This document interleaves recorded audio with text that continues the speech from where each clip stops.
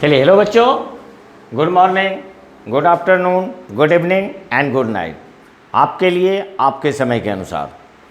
तो चलिए हम पीछे के टॉपिक्स के बारे में थोड़ा बात करते हैं कि जो हम लोग पीछे पढ़े थे। तो पीछे हम लोगों ने क्या पढ़ा था? पीछे हम लोगों ने पढ़ा था कि इलेक्ट्रिक करंट, ड्रिफ्ट वेलोसिटी पर न्यूमेरिकल क्वेश्चन। और चलिए अब उससे थोड़ा सा आगे बढ़ते हैं और आगे आपका आता है ओम्स लॉ। Very interesting.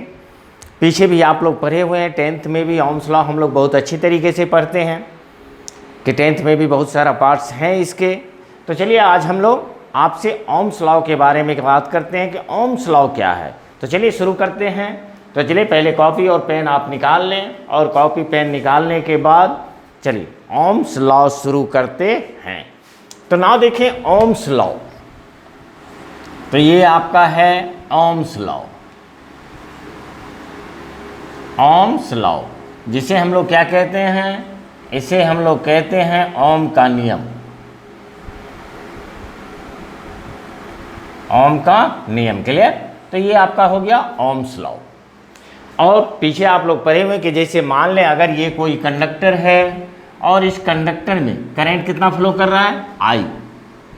और ये आपका दो पॉइंट है, इस दोनों पॉइंट के बीच का पोटेंशियल डिफरेंस कितना है? पोटेंशियल डिफरेंस V है। तो आपको भी याद होगा V क्या होता है? V proportional to I at constant physical condition. तो वही कहता है कि at constant physical condition V क्या होता है? I के प्रोपोर्शनल होता है। तो ना देखें एट कांस्टेंट फिजिकल कंडीशन। तो एट कांस्टेंट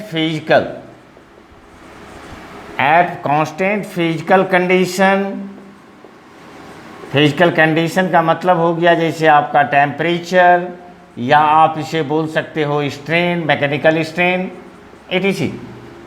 कि potential difference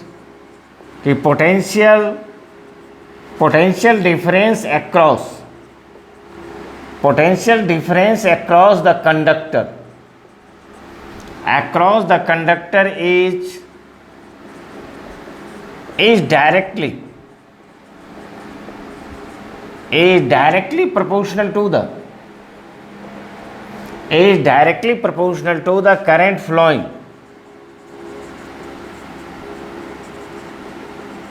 flowing through it।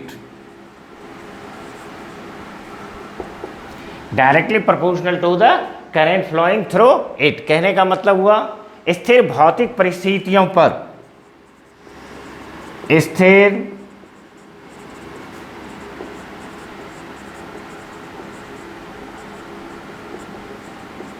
स्थिर भौतिक परिस्थितियों। तो इसमें आपका क्या है? जैसे आपका दिया हुआ है तापमान, जैसे विकृति आदि, क्लियर? तो स्थिर भौतिक परिस्थितियों पर, क्लियर? कहता है किसी चालक के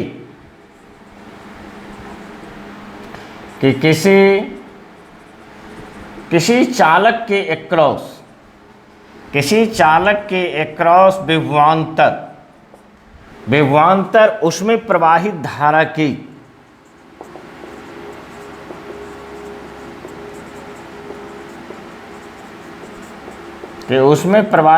के क्या होता है? समानुपाती होता है, क्लियर? तो चलिए ये तो पीछे से भी आपको याद है कि पीछे भी आप लोग पढ़े हैं कि V क्या होता है? I के प्रोपोर्शनल होता है। कि जैसे अगर हम यहाँ पर मान लें कि लेट V आपका क्या है? तो V है आपका potential difference across conductor. Conductor का मतलब चालक के एक्रॉस, चलिए पोटेंशियल डिफरेंस। और I क्या है आपका? तो I है आपका करंट फ्लोइंग थ्रू इट, मतलब इससे प्रवाहित होने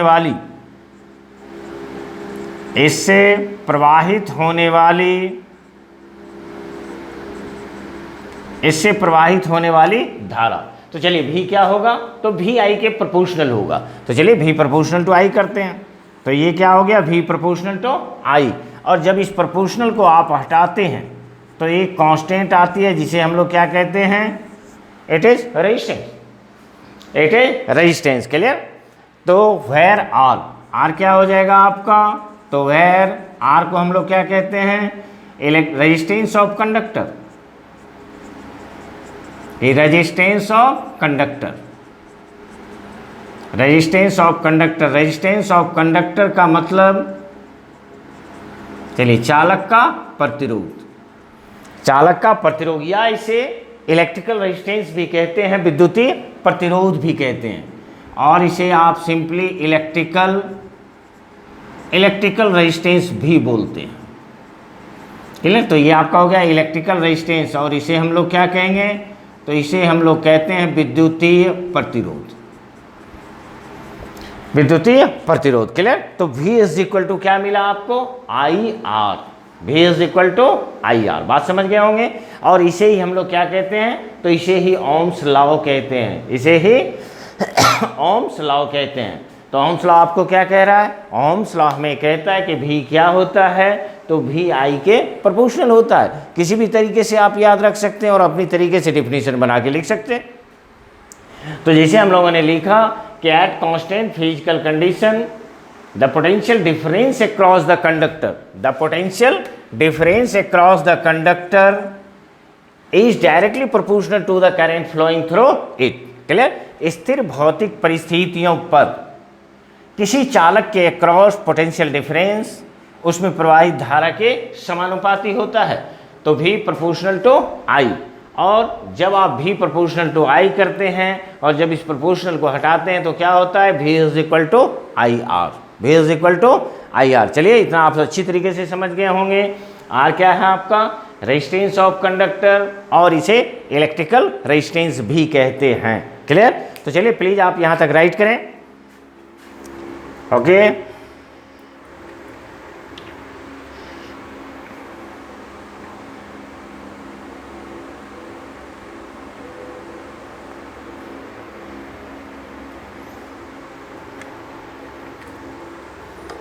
चलिए, ओके, कंप्लीट। तो चलिए रब करते हैं इसको। तो ये आपका हुआ ओम्स लॉ, ओम्स लॉ। चलिए इसको रब कर दे रहे हैं।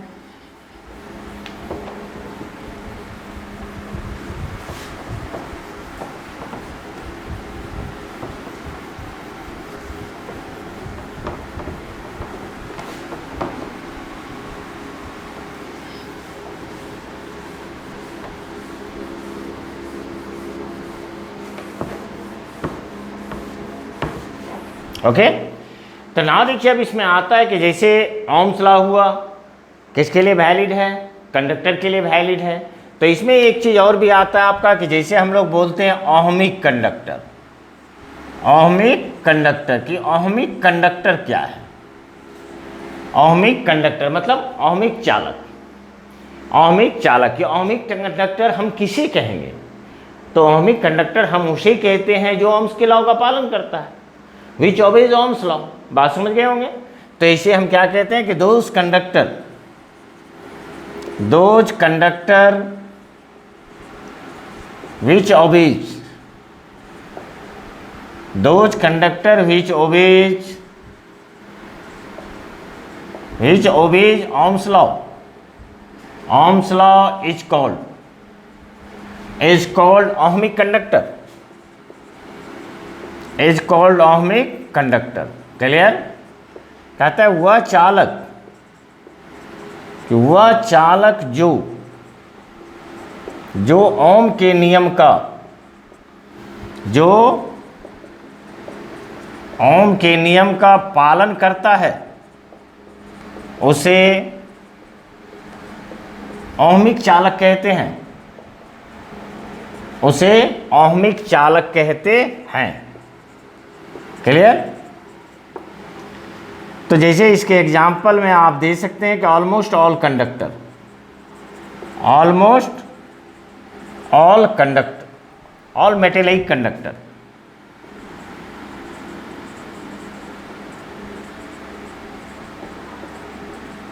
Metallic conductor. कि मतलब जितने भी आपको मैक्सिमम जो धात्विक चालक हैं, जैसे आपका हुआ एल्युमिनियम, सिल्वर, कॉपर, तो ये सारे क्या हैं आपके मेटेलिक कंडक्टर हैं, और जितने भी मेटेलिक कंडक्टर हैं वो ओम्स के लॉ का पालन करते हैं। तो जो ओम्स के लॉ का पालन करते हैं वो कौन सा है, तो ये आपका ओमिक कंडक्टर है। क्लियर। इसका जब आप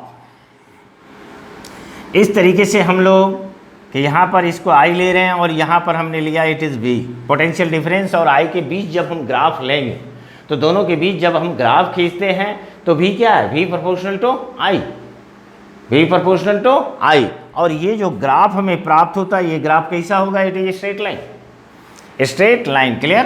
तो ये आपका स्ट्रेट लाइन प्राप्त होता है।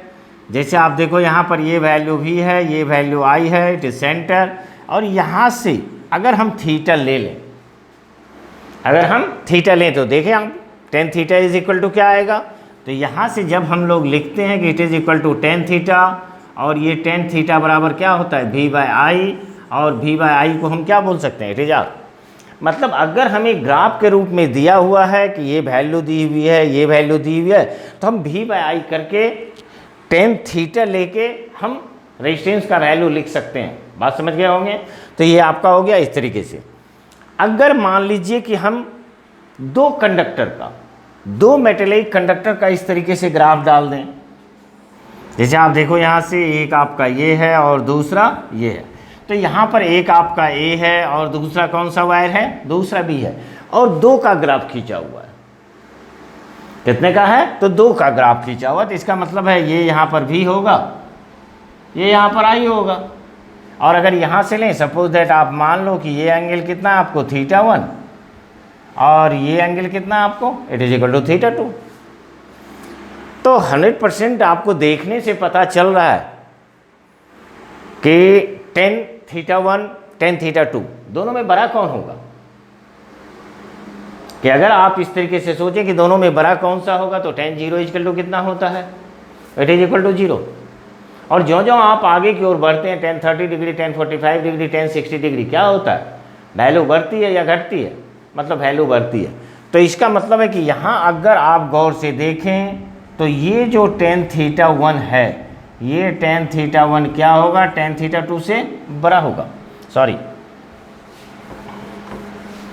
ये θ1 छोटा है, तो θ1 छोटा है, तो ये यहाँ पर क्या होगा, it is equal to tan θ2। ये क्या होगा, ये ग्रेटर देन आपका होगा tan θ1, जिससे हमें ये पता चल जाता है कि अगर आप मान लो कि इसका रेजिस्टेंस R1 है और इसका रेजिस्टेंस R2 है, तो इस तरीके से अगर आप देखो तो R2 भी क्या होगा, R2 R1 से बड़ा होगा, R2 R1 से बड़ा होगा। और जब R2 R1 से बड़ा होगा तो टेम्परेचर की बात करेंगे तो टेम्परेचर भी बड़ा होगा।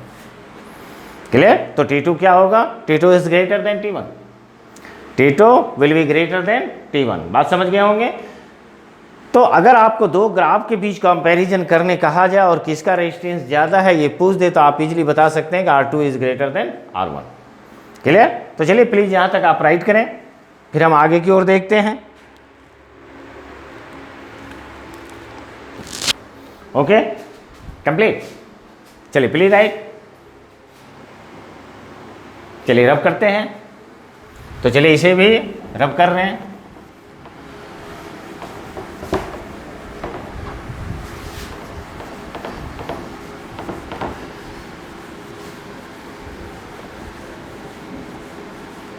तो ये आपका हो गया, it is ohmic conductor.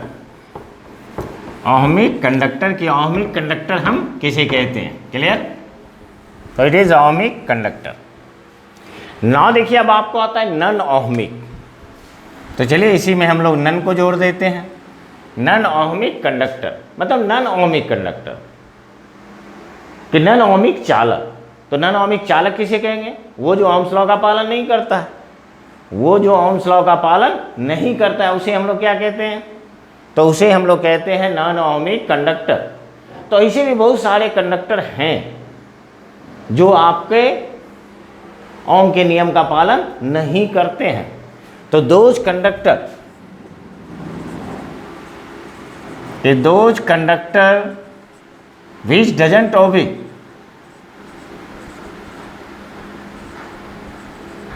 Those conductor which doesn't obey Ohm's law, which doesn't obey Ohm's law is called non-ohmic conductor। कैसे? नॉन ohmic कंडक्टर कहते हैं। मतलब हुआ कि वह चालक जो ओम के नियम का पालन नहीं करता है उसे नॉन ohmic कंडक्टर कहते हैं। क्लियर? तो उसे क्या कहेंगे? तो वो आपका नॉन ohmic कंडक्टर कहलाता है। फिनिश? तो चलिए आप इसको समझे होंगे।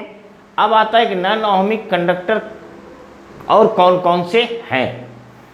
तो जैसे इसमें बहुत सारे आते हैं कि जिसको आप बोल सकते हो कि जैसे आप लोग गैस भी नहीं मानता है। क्लियर? या हम लोग बोलते हैं थायरिस्टर, तो ये भी नहीं मानता है। जैसे जितने भी सेमी कंडक्टर डिवाइसेस हैं, अर्धचालक हैं, जैसे हम लोग आगे पढ़ेंगे भी। टोटल सेमी कंडक्टर पढ़ना है। टोटल सेमी कंडक्टर में आपका एक आता है कि जर्मेनियम और सिलिकॉन, फिर उसके बाद और भी बहुत सारे सेमीकंडक्टर्स बनाए जाते हैं। तो प्योर सेमीकंडक्टर और इम्प्योर सेमीकंडक्टर। तो उस बेसिस पर आगे हम लोग सेमीकंडक्टर के बारे में पढ़ेंगे, जिसमें आप देखेंगे कि वो सेमीकंडक्टर जो है वो ओम्स के नियम का पालन नहीं करता है। क्लियर? और इस तरीके से जब हम ग्राफ खींचते हैं, तो जैसे आप देखो यहाँ पर कि इस तरीके से हम लोग क्या कर रहे हैं, ग्राफ ले रहे हैं। तो ये आपको V हो गया और ये आपको I हुआ। क्लियर? तो ये V हुआ और ये क्या हुआ, I। और ये चूंकि आपको ओम्स के नियम का पालन नहीं करता है, तो ओम्स के नियम का जब पालन नहीं करता है तो इस तरीके से कुछ आएगा। क्लियर? और इस तरीके से जब कुछ आता है, तो जैसे मान लो यहाँ पर हम एक छोटा पार्ट लेते हैं, तो ये छोटा पार्ट को हम लोग डेल V बोल सकते हैं, मतलब स्मॉल पार्ट। और इस स्मॉल पार्ट में आपका करंट का वेरिएशन भी देखेंगे कि ये करंट का वेरिएशन कितना होता है। तो चलिए हम लोग ये भी मान लेते हैं कि करंट का वेरिएशन कितना हुआ, I। और इस तरीके से यहाँ पर हम टेंजेंट डाल देते हैं। तो ये जब आप यहाँ पर टेंजेंट डालोगे और मान लो कि ये एंगल कितना है, फाई, तो फाई इसे हम लोग डायनेमिक रेजिस्टेंस कहते हैं। तो इस तरीके से आप डायनेमिक रेजिस्टेंस निकाल सकते हो कि दिस इज R डायनेमिक। तो ये R डायनेमिक भी आपका हो जाएगा, it is equal to tan phi, और tan phi इक्वल टू क्या होगा आपका, del V बाय del I। del V बाय del I, चूंकि यहाँ पर ये आपको प्रोपोर्शनल नहीं है, लेकिन जब हम किसी छोटे पार्ट के लिए स्टडी करते हैं तो वहाँ पर इस स्मॉल पार्ट के लिए हम लोग कैलकुलेशन करके tan phi is equal to del V बाय del I। क्लियर? तो ये आपका हुआ ohmic conductor and non ohmic conductor. चलिए please right.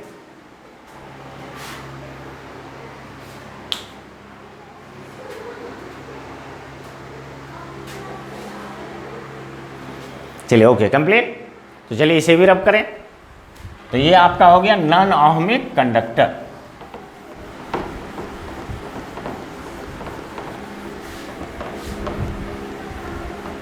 ohmic conductor and non ohmic conductor.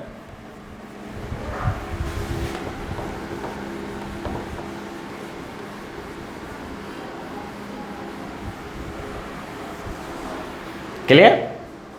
तो चलिए अब हम लोग आगे की ओर बढ़ते हैं। जैसे इसमें आपने देखा कि सबसे महत्वपूर्ण पार्ट आया था V is equal to I R. V भी आप जानते हो क्या है, पोटेंशियल डिफरेंस है। I क्या है, तो I आपका करंट है। R क्या था, इलेक्ट्रिकल रेजिस्टेंस। Electrical resistance. तो चलिए हम लोग रेजिस्टेंस पे बात करते हैं कि रेजिस्टेंस क्या है। तो जैसे हम लोग लिखते हैं कि resistance of conductor, resistance of conductor. तो रेजिस्टेंस ऑफ कंडक्टर को R से डिनोट करते हैं, और इसे हम लोग क्या बोलेंगे, तो इसे हम लोग बोलते हैं चालक का प्रतिरोध। चालक का प्रतिरोध की चालक का प्रतिरोध क्या है। तो चलिए जैसा कि आप जानते हैं रेजिस्टेंस कहाँ से आता है, रेजिस्ट मतलब रोकना। तो ये कहता है कि ये आपके किसी भी कंडक्टर का प्रॉपर्टी है जो करंट के फ्लो को रोकता है, करंट के फ्लो को रोकता है, विरोध करता है, अपोज करता है, करंट के फ्लो का अपोज करता है। बात समझ रहे हैं? तो कहता है कि the property of a conductor, कि the property of a conductor by which the property of a conductor by which it opposes, it opposes the flow of electric current, flow of electric current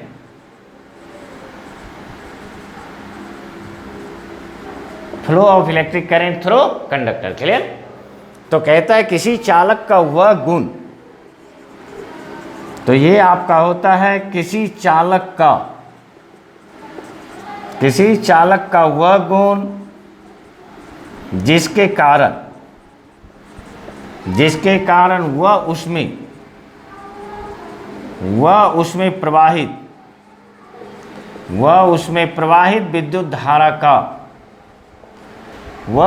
प्रवाहित विद्युत धारा का विरोध करता है, प्रतिरोध कहते हैं। कि उसे हम क्या कहते हैं? उसे प्रतिरोध कहते हैं।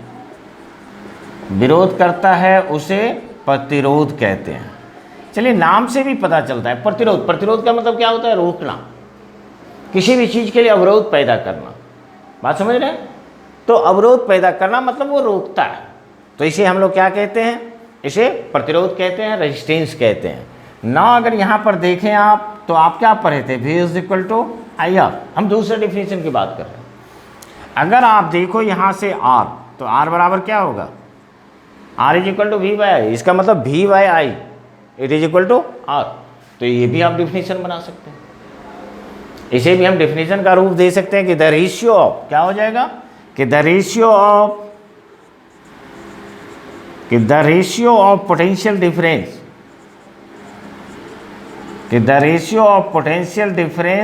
across conductor to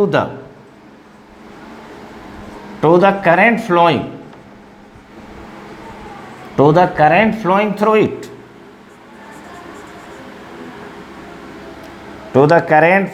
through it, it is called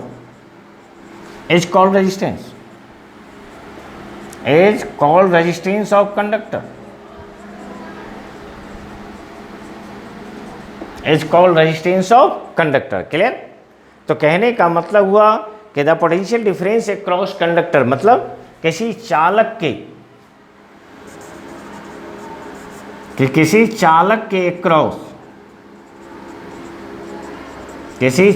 के अक्रॉस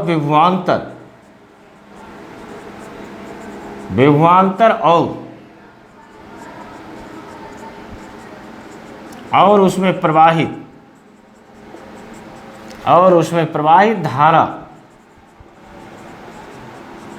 धारा के अनुपात को, कि किसी चालक के क्रॉस विभवांतर और उसमें प्रवाहित विद्युत धारा के अनुपात को चालक का प्रतिरोध कहते हैं।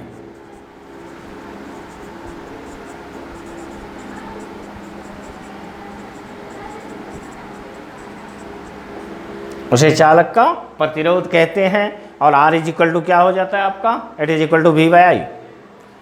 R is equal to V by I. तो चलिए प्लीज राइट। तो R is equal to V by I. Okay, complete. तो चलिए रब कर रहे हैं।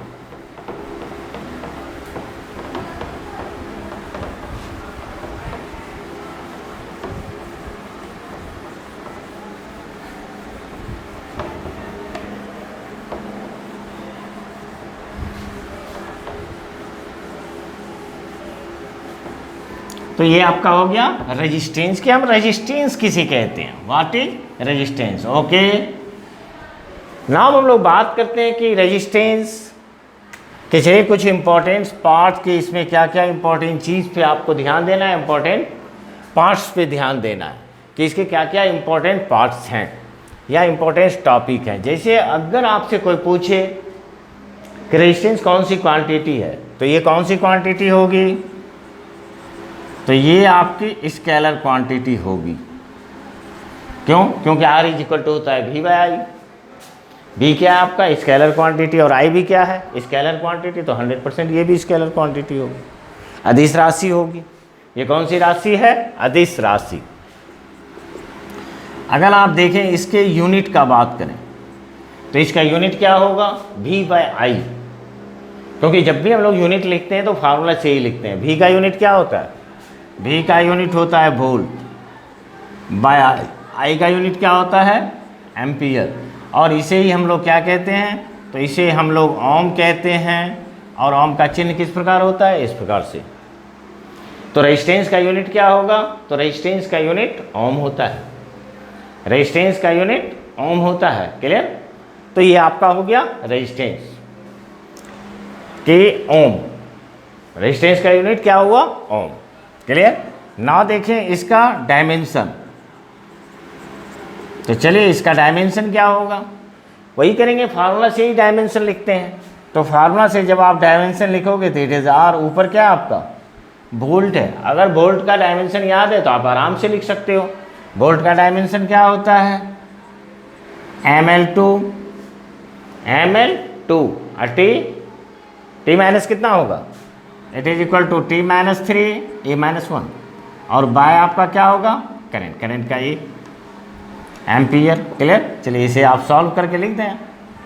तो जब आप इसे सॉल्व करेंगे तो ये होगा ml2 t minus 3 a minus 2 a minus 2। Clear? तो ये आपका हो गया कि दिस इज